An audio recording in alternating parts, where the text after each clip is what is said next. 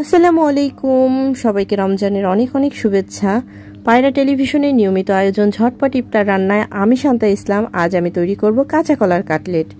কাঁচা কলাটা খুবই পুষ্টিগুণ সম্পন্ন একটা সবজি, আমরা সবাই জানি, তাই এটা দিয়ে আজ একটা কাটলেট তৈরি করে দেখাবো। যার জন্য আমি নিয়ে নিয়েছি কাঁচা কলা, যেটা একটু শক্ত দেখে নিতে হবে। নিয়ে নিব কাঁচা মরিচ, পেঁয়াজ কুচি, লবণ, জিরের গুঁড়ো, 2টো ডিম, 1 কাপ পরিমাণে মসুরের ডাল, নিয়ে নেব বেসন আর হলুদের গুঁড়ো। এগুলো দিয়ে আজ কাটলেট তৈরি করব।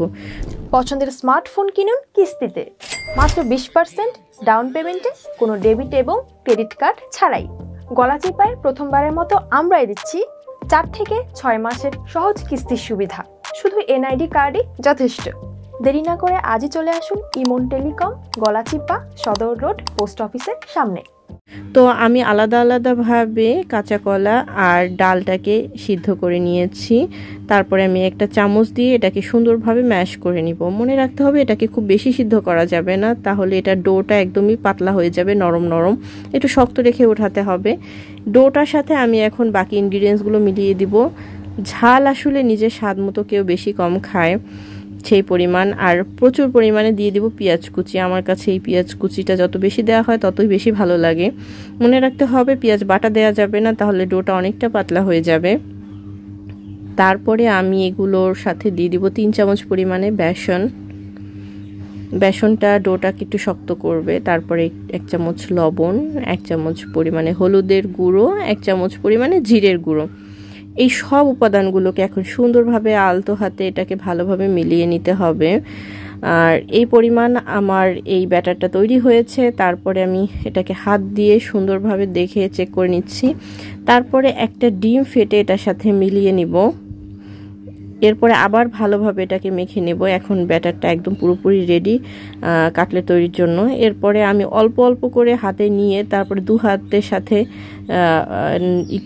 চেষ্টা করব আমি কাটলেটের শেপ দেওয়ার, একটু লম্বাটে। এরপরে আবার এক এক করে আমি প্রতিটা কাটলেট তৈরি করে নিব এরকম একটু লম্বা শেপ দিয়ে। তারপরে আমি এই ডিমের মধ্যে চুবিয়ে নিব। তারপরে ব্রেড ক্রাম্পের মধ্যে আমি এটাকে আবার ভালোভাবে চুবিয়ে নিচ্ছি। তো এক এক করে এভাবে আমার প্রতিটা কাটলেট তৈরি করে নিতে হবে। তারপরে আমি এটাকে সুন্দরভাবে ভেজে নেব। তো এই যে কাঁচা কলাটা, এটা কিন্তু খুবই পুষ্টি গুণাগুণ সম্পন্ন, আমরা সবাই জানি। এটা মাংসপেশির কর্মক্ষমতা সচল রাখে। কাঁচা কলা হজমে সহায়তা করে, কোষ্ঠকাঠিন্যতা দূর করে, রক্তশূন্যতা দূর করে, হাড় মজবুত করে। তো আমি এবার কড়াইয়ের মধ্যে তেল ঢেলে নিব। তো মনে রাখতে হবে এই তেলটাকে বেশি গরম করা যাবে না, একটু মিডিয়াম আঁচে এটাকে অল্প অল্প ভাবে খুব আলতো হাতে ভেজে নিতে হবে। তো এক এক করে আমি আমার সব কাটলেটগুলো কড়াইয়ের মধ্যে দিয়ে দিচ্ছি। আমি জালটাকে কিন্তু একদমই অল্প আঁচে রেখেছি, একসাথে বাড়িয়ে দিলে এটা একদমই পুড়ে যাবে এবং ভিতরটা কাঁচা থাকবে। আর অল্প আঁচে ভাজলে উপরটা অনেকটা ক্রিস্পি হয়ে যায় এবং ভিতরটাও অনেকটা শক্ত হয়ে যায়। তো এক এক করে আমার সমস্ত কাটলেটগুলো ভাজা হয়ে গেছে। দেখতে অনেকটা সুন্দর হয়েছে, খেতেও অনেক টেস্ট হয়েছিল, ক্রিস্পি হয়েছিল। তো এভাবে খুব সহজভাবে আপনারাও চাইলে বানিয়ে নিতে পারেন। সবাই ভালো থাকবেন, সুস্থ থাকবেন। আল্লাহ হাফেজ।